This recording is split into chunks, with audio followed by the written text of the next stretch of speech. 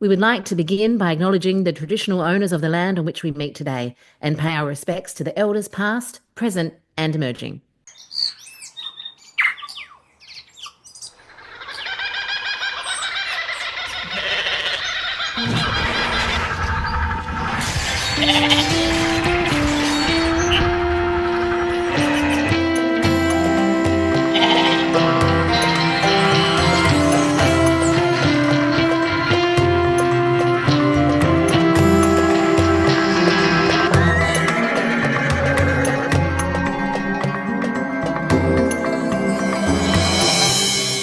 Hello, g'day, I'm Shell. Kia ora, I'm Lou. And welcome to Xena Warrior Nutballs, a fan celebration of the Kiwis and Aussies who created the 90s cult classic TV show Xena Warrior Princess. I'm so excited.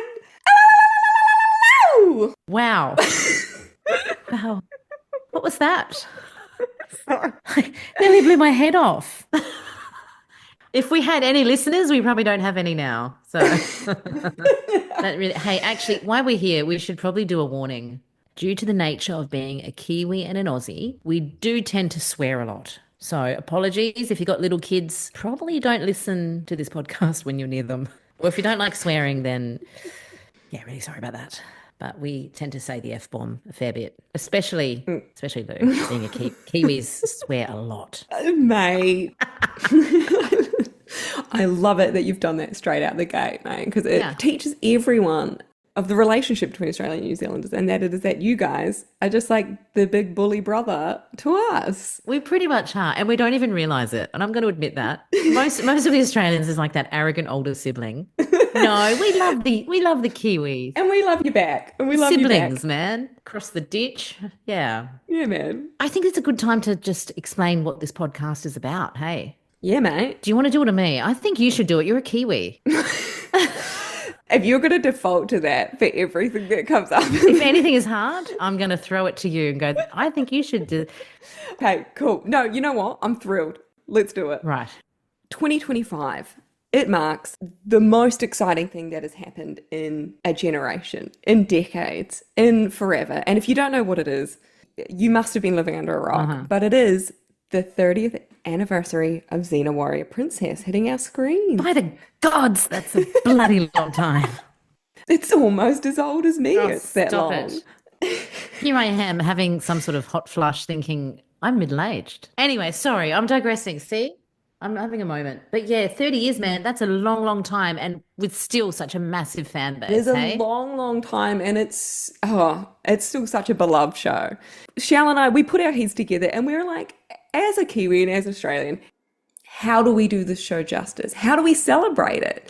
So we've decided we're going to try and shine a light on all the Kiwis and Aussies that helped to bring it to life. Yes. So we're specifically going to try and interview 30 cast and crew.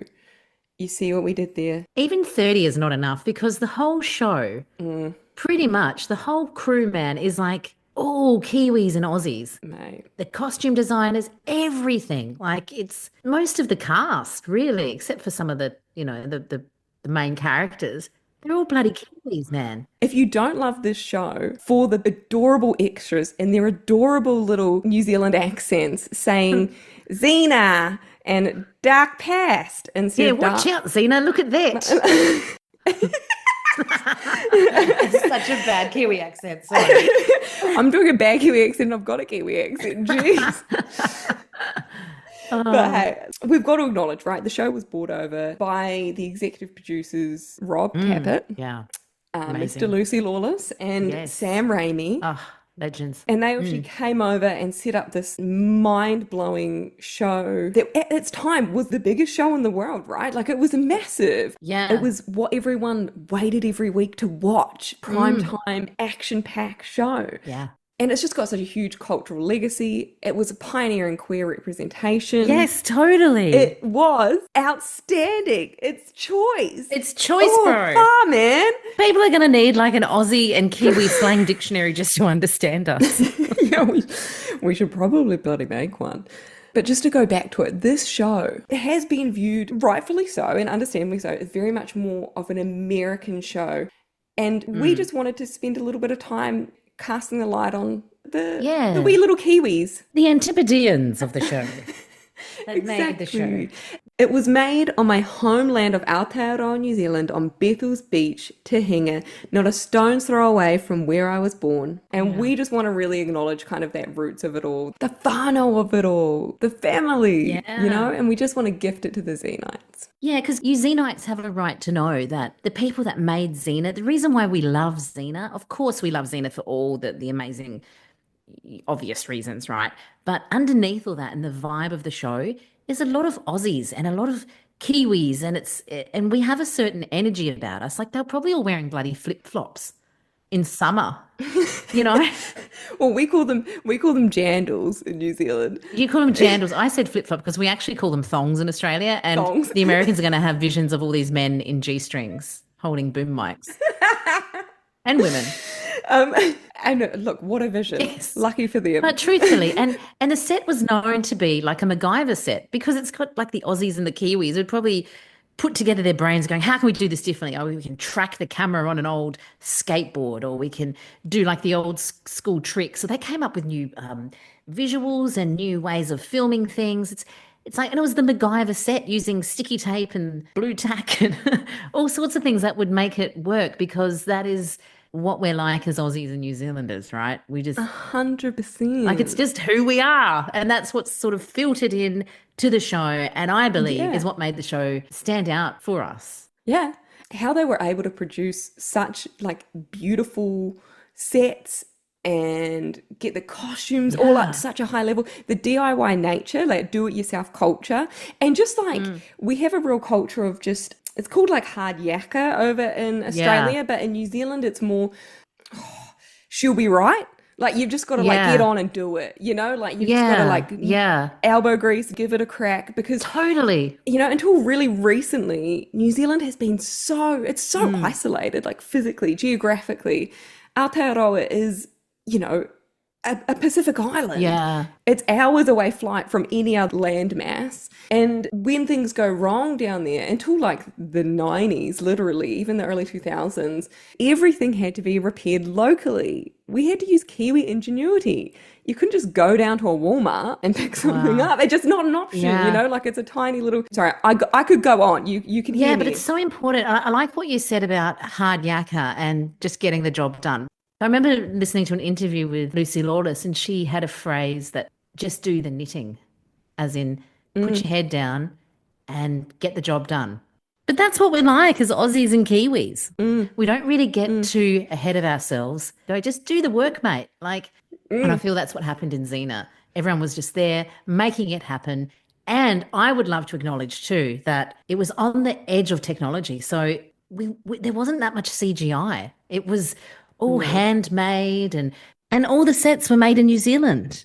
Now it's just, we'll just CGI that in or do like a 3D print of that sword. But back then everything was handmade and hand painted. Like I own a couple of swords that were used by stunties, and you look at the craftsmanship that goes into them, how they all sort of resin together and gelled, and there's so much love within all the props and the set. It's hard yakka. I love that you said hard yakka because it really is. It's hard work. Hard work made it happen. It is. It is. And that, just that that quintessential Kiwi Aussie attitude towards the world. Yeah. In 2025 though, Shao, let's be real. How is this show still relevant? Why should anyone care about Xena Warrior Princess? I can't believe you're asking that question. Mate, I've got to get to the core of it. This show means, it's funny, isn't it? It's 30 years on and you see the community of Xena and you just think, wow, like it means so much to us. It's more than a show. It's more than the characters. It's more than the actors. It's a sense of acceptance. It was made in a time where we didn't have any representation at all. Like we didn't even have Ellen's talk show. I was hiding a Melissa Etheridge CD under my fucking bed in case someone would catch it and think, oh, she's a lesbian. We had one gay bar. There's like all these stories. You hear all these stories of the OGs, the original hardcore nutballs. We have all somewhere inside of us, sadly, have suffered with internalized homophobia or haven't been able to accept ourselves. And then when Xena came along, it was like this secret that was just for us. Like it wasn't so much in the writing, it was the bloody actors doing it for us with their looks and the subtext and watching it as a young lesbian teenager just and closeted going, oh, it's gonna be okay. It's okay. They've got each other. There's gay people and they're fucking badass. And it's okay. It's so relevant and it always will be relevant. And it'll be more than just the show. It's about being seen and allowing us to be us. It was the 90s. We just didn't have anything. And then out of the blue just comes this show where you just go, wow. Oh, it means so much. It's history. It's queer history. Yeah. It literally is. When you say it like that, I don't think I Yeah. fully appreciate I'm not an OG like you. And I just when you say it like that, you paint such an incredible picture of the importance of this show. Like it would arguably be maybe the first lesbian Yes. representation on Yes. TV at this level for sure. Or the most widespread, the most worldwide, global phenomenon of it. How just Oh, significant and important. and done How in such a wonderful. clever way, there's stories of Mm, them sending off the Xena script to the studios, and the studios have come back going, no way, with a big cross through it going, no, no, no, no, no. And they're like, okay, so how else can we get this in? And they just get it in for us and knew what they were doing. And we knew what they were doing. It was just amazing. But I remember watching Xena and we'd have to wait every week. By the gods, it was hard.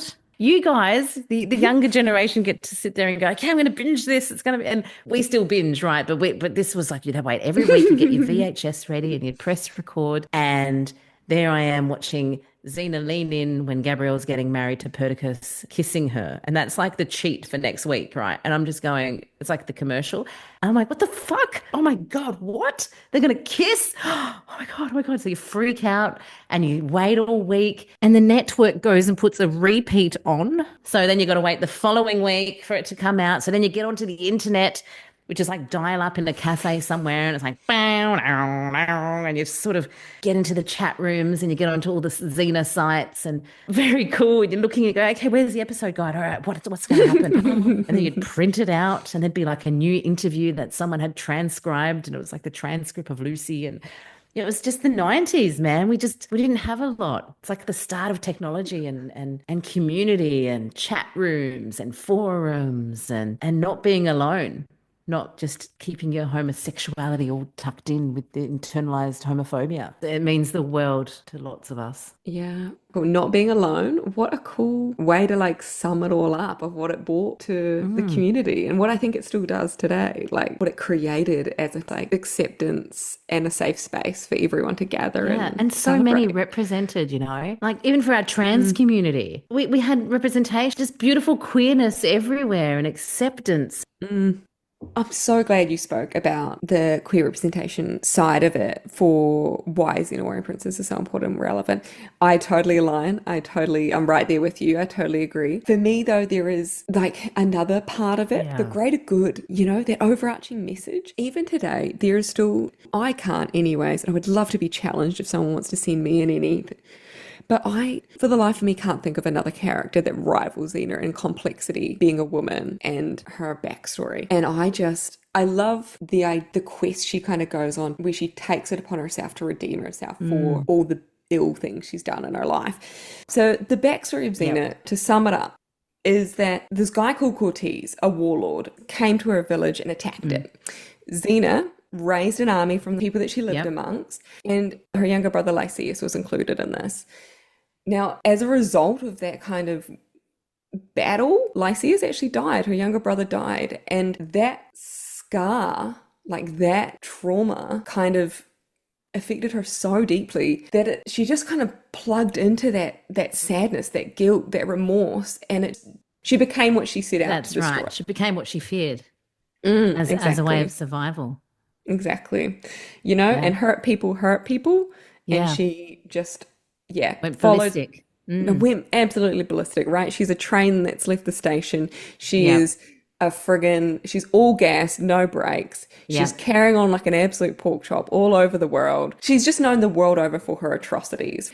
for 10 winters, that's kind of like her dark times, her dark years. And so Wow. she takes off from there and she goes on the offensive and she goes out to other villages and she starts Yeah. attacking them to make sure that her own home and family is safe. And then she takes it even further. There's like a really strange part where she becomes like a pirate and she's like on the seas. Yeah. I love Evil Xena. Are you an Evil Xena fan?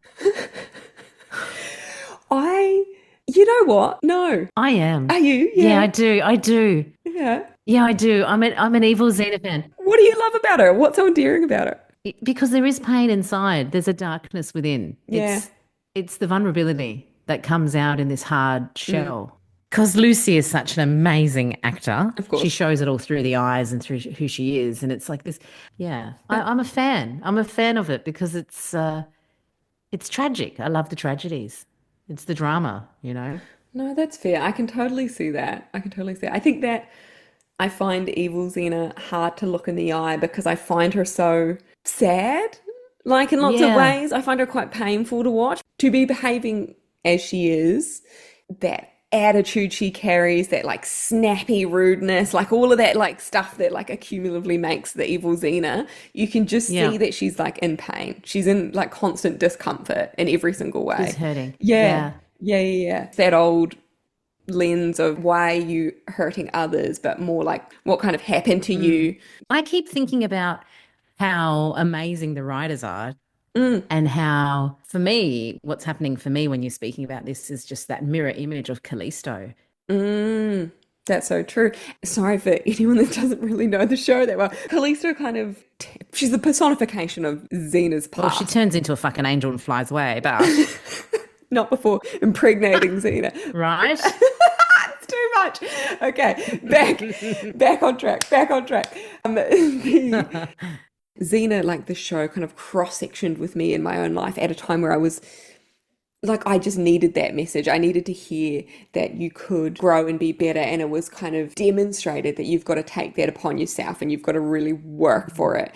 And it's just. Yeah, I just think Xena's quest is just astounding. You know, like in a world we kind of lock people up in prisons and Yeah. throw away the key, Yeah. and everything just gets a hell of a lot worse when they come out the other side, if they ever do. It's just a really strong message. Obviously, I don't want to get into the end of it too No, we much. don't mention the end. I mean, we've talked about this before. We'll get into it. We'll have our first fight later on the podcast because I love the end. But the actual, yeah, like I, it's not a fight for now. I just think that message, the greater good, is something that we, in the world over, we need it more and more and more. I love it. Mm. And also having the encouragement of Gabrielle as well and reminding Xena of Like those a little things. guiding light. Yeah, that you can Yeah. change. Yeah. You aren't who you Yeah. are in the past. Yeah. Oh, Good people do bad things.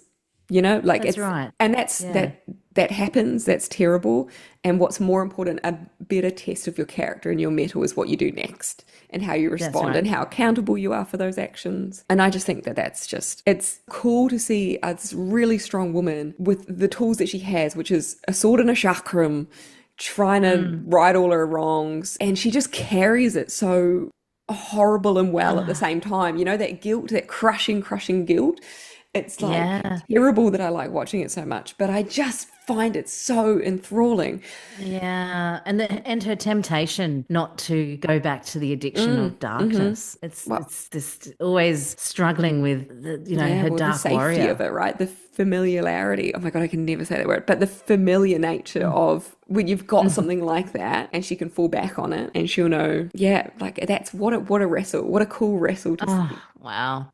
With incredible writing, incredible acting, and it's crazy. It's nearly 3 decades.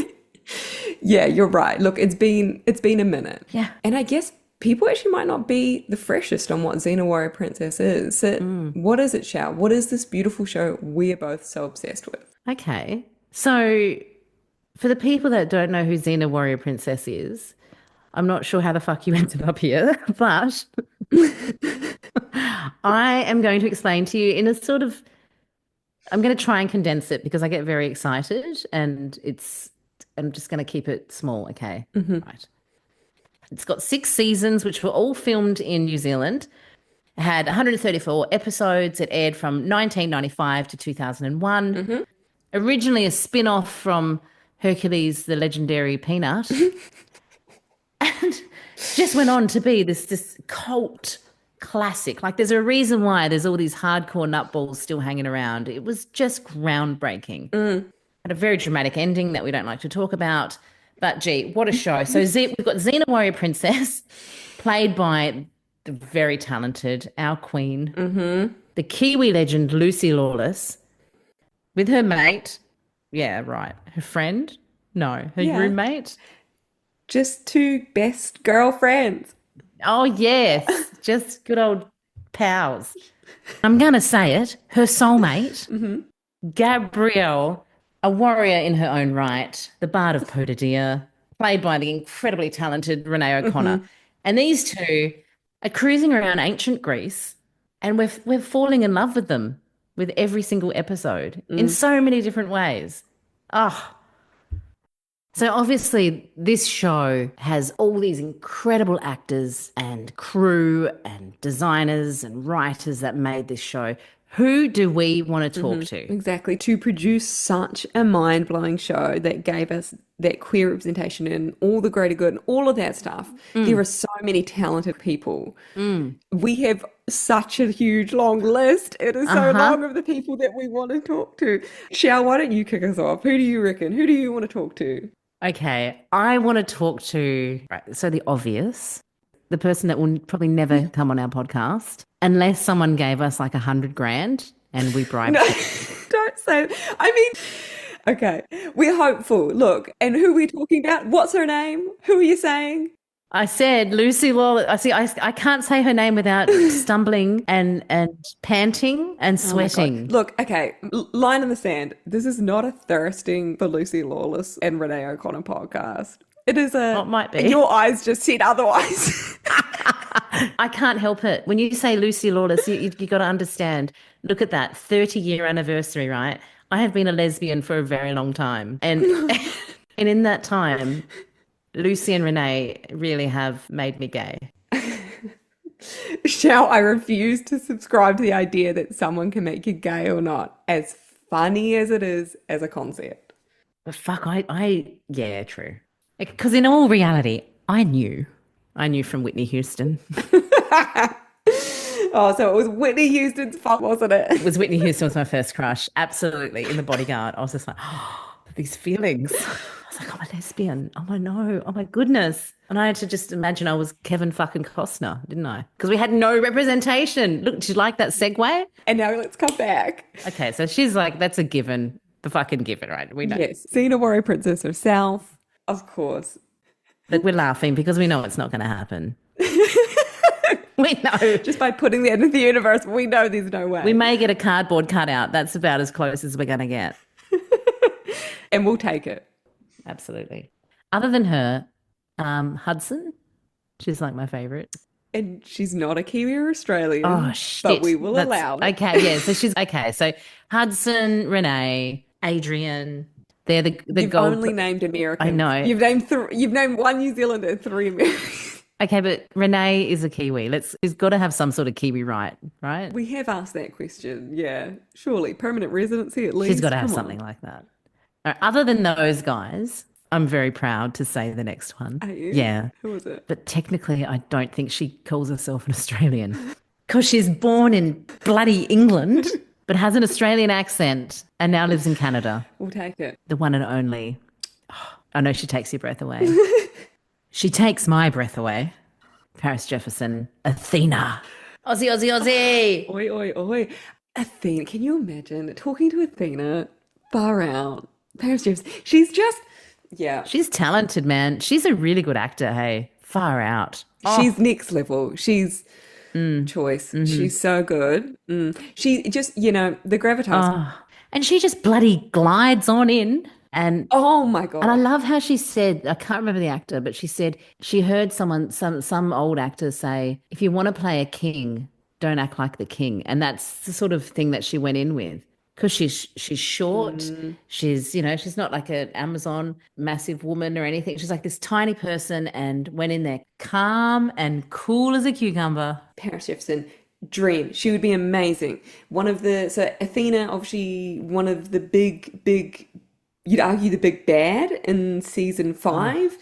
And she came into what was a, if you were to ask, if you'd ask any Xenite at random, so any Xena fan at random, Shao, mm. what is the worst season? What do you think they would on average say? A lot of them say season five, but I love season five. I agree with season five, but Athena turned it around. Like for me personally, I think she like comes in and saves the goddamn day, and that is like down to that actress. Like, because that, as it was written, as it was lined up, it could have still been a bit messy, but she just delivers. Yeah, you're right. And it's definitely the God episodes that make season five excellent. But I hate that they killed off the gods. Spoilers, mate. Are you kidding? Oh yeah. Whoops. Take that back. 30-year-old Then show. you'd say, No, okay. I am sorry if we did just spoil sorry, that for you. guys. Sorry. And if we did spoil it for you, what on earth are you doing listening to this? No, go Go fucking and watch the show, then come back. we love Fuck's you. sake. We'll wait for you. We'll wait for you. Come back. Okay. Well, have you got any others that you really want to talk to? Oh yeah, no, there's so many. So many. Well, not as many Aussies as there are Kiwis, but yeah. There's a few. There's a few. But look, I think I've made a Is there? spreadsheet that is quite intimidating. Like that it literally has, I think, 80 people on it. Fuck. We're gonna have to do 80 episodes. These are all like these are all just dream people, right? And then like yeah, of the 80, I think like 70 are Kiwis. That's amazing though. Yeah, and I've been really heavy on the Mm. Kiwis, right? And the Kiwi as soon as I start talking about this list though, I just always have to pause and think about the top of it because realistically, in our perfect world, one of the most important Kiwis that we would love to talk to would be Kevin Smith, who played Ares. Oh, the beautiful late Kevin Smith. He was on his way to far out, like such a huge career. That's so And true. sadly, we lost him. Such a tragedy. He was such a family man, an amazing actor, brilliant singer, all this charisma on his way pretty much to like Hollywood stardom and then tragically taken from us. Yeah, such a shocking, shocking tragedy to happen. And for someone that was Mm, just so on the cusp of it, like he was just right there. mm, And he is just like such the definition of like, yeah, like Riz. Like he's just got so much charisma, man. mm. But on top of that, And so talented. yeah, the talent. But he also just wields like there's like a concept of mana in New Zealand, like Māori culture. So mana is like an intangible kind of power is not quite the right word, but like essence that we all wield. And he just had such a presence about him, right? He just wielded his in such a way that was so magnanimous, so like open, so welcoming. So he just Mm. appeared to just, yeah, he seemed to just offer so Yeah, much. yeah. You know what? Hopefully, part of this process is that we can actually get to hear a bit more from different people about their experiences with them too. Oh, I'd love that. Mm, hmm What a great idea. Yeah. Going to be the poorer forum, but should we get back to this list? Yeah. Yep. All right. Okay, you ready for this? I'm just going to rattle it off. There's Go, so go, many go Kiwis hard. that I just want to like hit you with. Okay, Are so you going to rattle off all 80 or are you going to, it's going to be like just top five or top 10? should we just go like top? Oh, I don't even want to say top because I don't want to put that pressure, and then I don't want Right. anyone because Yes. obviously all of these people are going to be listening, and I don't want any of them to feel excluded if they don't hear their name. I'm just gonna like say a bunch, Okay, go. and it In means no particular okay, you order, ready? you're just going to go for it. In no Okay. particular. Do you need me to Okay, count you in or out of the something or are you good, mate? mate, I'm chomping at the bit. Open the gates. Let me Go, go. baby, Are go. you Yeah. ready? Boom. Okay, straight out the gates. Nyla Dixon. Fuck yeah. Yes, if you don't know who she is, she's behind the scenes. She's costume designer. She costume designed from season one to kind of season five. She is responsible, partly responsible for Xena's original leather Wow. outfit. And I would argue Gabrielle's bilious green outfit. So I think, Yeah. I know. Look, on top of that, she went on to work on Lord of the Rings, and she actually won an Oscar for her work. So good. Yes, she did. She's worked on so many different things after like as well as her I would this one here is a huge Huge dream. You're flustered. Look I at you. Love know. it. It's such I'm there's all blushing. I'm so this excited. Kiwi pride is just seeping I know. out of Lou. Sir Richard Taylor, he's the co-founder of Weta Workshop. He was on the special effects and props for Yeah. Hercules the Legendary Journey and Xena Warrior Princess. And Richard himself was actually one of the centaur butts in season 1 in Hooves and So hang on, Harlow. back up. Centaur what? Like, Butt. you know, the Like butt, the bum. bum.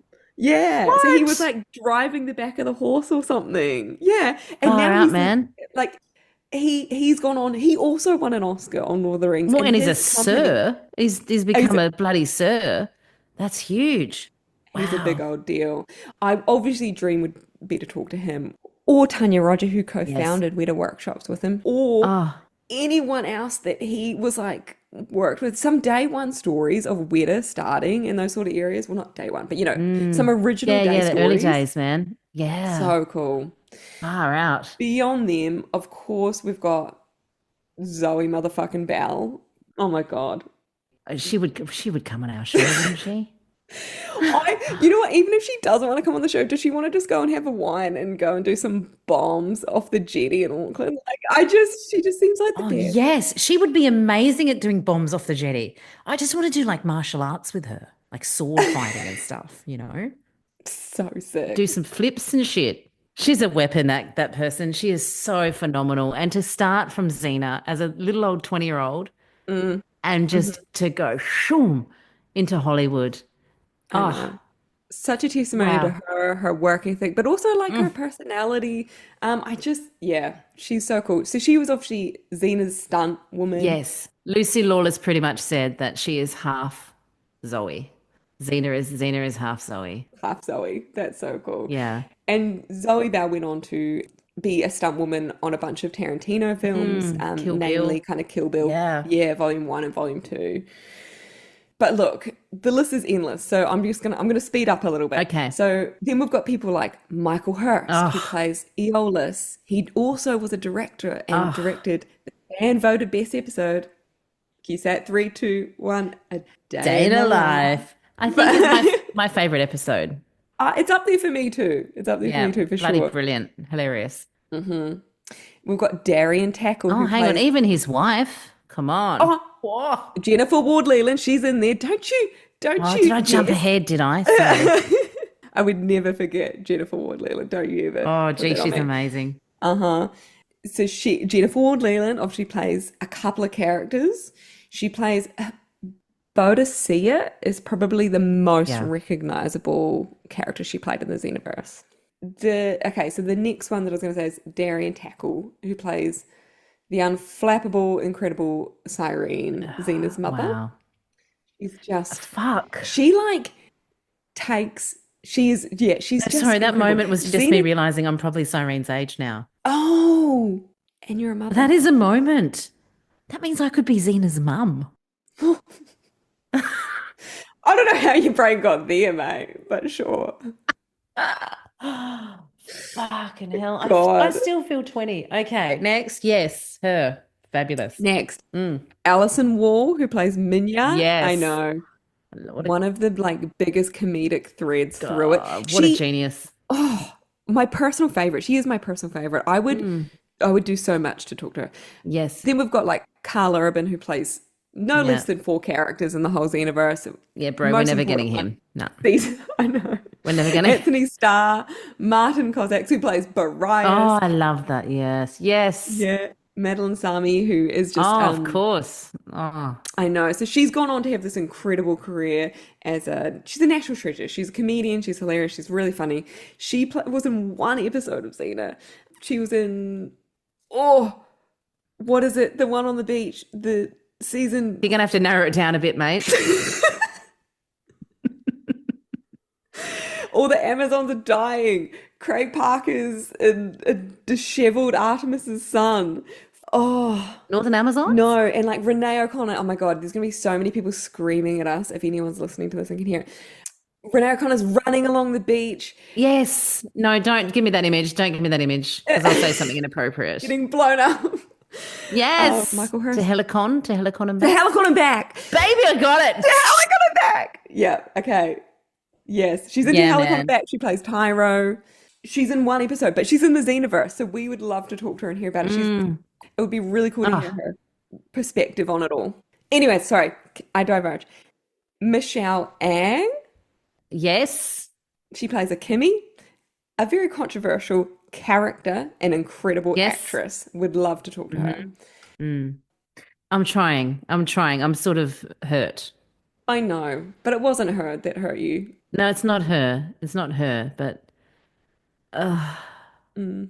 it's okay. Okay, moving on. Yeah. She's an amazing actress. She is, and she's gone on She's to have a brilliant. great career. She does a lot of Yeah. voice acting in Star Wars, if anyone Great. listens to The Bad Batch. Oh, I didn't know that. Wow. She is cool. Cool.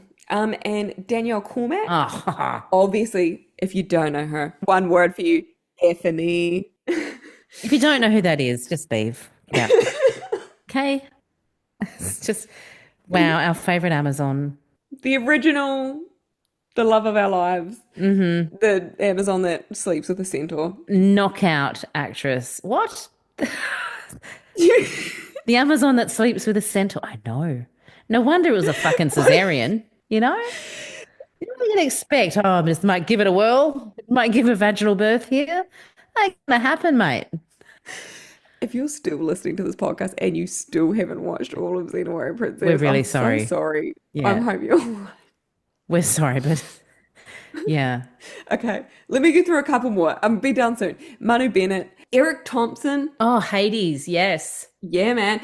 Megan Desmond. Megan Desmond plays Discord. She's a New Zealander. I didn't know that. Wow. Mm. Craig Parker, also known as Pumpkin, which is so cute from the show.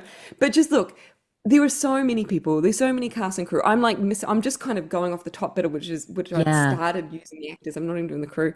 Oh, yeah, the crew, of course. Like, you know who would be great? Yeah. Donnie Duncan. Cinematographer, hey? Yeah. Imagine the stories. Legend. Amazing. And look, anybody that's listening, know any of these people like directly, just put in a good word for us or maybe just drop us an email with their Yeah. phone number. Or warn them and tell them to not Yeah, talk to us at all because yeah, yeah, we've lost our minds. yeah. Yeah. Lost our minds in the Xenoverse. Oh, best place to be. Exactly. It feels almost blasphemous to say some of them out loud. They're all just such Kiwi legends. We would be lucky to speak to one or two of them. They've all done so much for the sector. And yeah, it's just, Xena was like the show that launched 1,000 ships. A Yeah. lot of these careers did start when they got cast in this massive show or they got jobs on this massive show. So yeah, I'm thrilled. I'm Yeah. thrilled. I'm literally shaking and This is going sweating. to be so great. If we can actually pull all this shit off, it's going to be phenomenal. This is going to be the best bloody Xena podcast ever. I know. You know? Even if it's just me and you talking to friggin' Talking, no one at each other. at each other. I'm happy to do that. Done. I could talk about Xena forever. Same. Oh, It's a fabulous. problem. Oh, and did you see that like Rob Tapper went and shared some article with a hint that there's a script in the works? Yeah. Yeah. So the Entertainment Weekly article that came out for the 30th anniversary quite Yeah. recently, yeah. And it's so exciting. Right? I'm freaking. I'm watching it on Facebook, going, okay. And then Lucy shares it. Then Renee shares it, and I'm like, what is going on?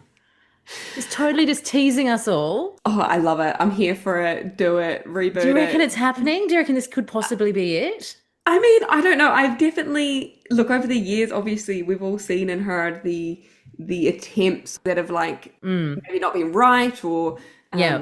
I would love for this to be the right time. The 30th anniversary would be a great time. I think. I think the world needs more Xena.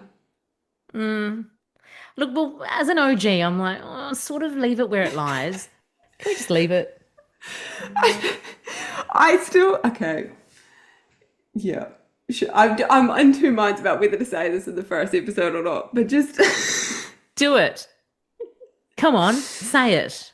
I'm just like for such a passionate audience that was so horrendously disappointed and upset and traumatized by this ending. Why would you Yes. not want them to have a crack at making it better? Because we had When Fates Collide. That's how we got through it. It's 30 years of trauma going, you know what? We're just going to pretend the last two didn't exist, except for the kissing scene. Like, we've been over this. Except for the one kissing scene. Yes. We'll cherry pick that out of there. Pretend We like the fucking rest got of what it we didn't. wanted. But if it was done in a really comedic, hilarious way where it's them at this age now, I'd be up for it. It was like I'm a up. one-off, telly movie or something. Look, I'm just going to say right now, straight at Rob Tappert, sir, I am grateful for whatever you give this universe. Please keep her alive. Like, we were so grateful to have her in the first place. Please, please, please. And I also just want to say to you, sir, while I've got your attention, Because he's if I totally lost my listening. mind, because he's totally, Yeah, because he's totally tuned in. Absolutely. he's He'd be actually a Kiwi. He's a bloody Kiwi. Oh, Did you know that? Oh, no. Yeah, Did he he's a get citizen. did that happen automatically because he married Lucy? Do you know what? I don't know the answer to that. Potentially. Oh, okay. But also, he's part of like the Order of New Zealand Merit. Like he's like a Really? big, yeah. We love Wow. him. So Oh, dude, so he's a total Kiwi. We can have him on the show. exactly. Yeah, like he obviously is the creator and holds the entire of the universe in his mind, and it would Wow. be amazing to be able to, like learn more about the origin of it all, but also like the future of it. We would be so Yeah, grateful to have that opportunity. totally, man. Mm. So I think that's our first episode done and dusted. We did it, Mate, we legends. right? Right? So I guess we should sort of tell people that we're going to be releasing these like fortnightly. That's the plan. I guess so, Yeah. yeah. So if you're interested in, keen to hear all about the Kiwis and Aussies behind the scenes and stories to help celebrate Xena Warrior Princess 30th anniversary, you can listen to us on all podcast platforms like, Yeah, so jump onto Apple Podcasts or Spotify. And look, you know what? We've got a website. That's probably the easiest way to plug into everything we have got going on. So feel free to pop along to www.xenawarriornutballs.com. yeah, cool. And leave us a scroll. I'm also on Instagram, Tumblr, Facebook. So like and share and tell all your friends, tell all the Xenites out there. And you can actually email us as well through xenawarriornutballs@gmail.com. And anywhere really that you can search Xena Warrior Nutballs and we'll be there. We'll be there and we'll be queer. Oh, I love that. We'll be there, we'll be queer. So I know, Lou, you got really excited about doing the war cry. And I know that you've mentioned, and I think this is probably your moment here if you want to do that title thing that you were talking about. I think that's a good way to end the podcast. I know you're dying to do this. So just fucking do it. And you want to do it in a Kiwi accent, right? You don't want to do it in the American. Well, I couldn't do it in American if I tried. So So I think this is your moment. This is yeah. it.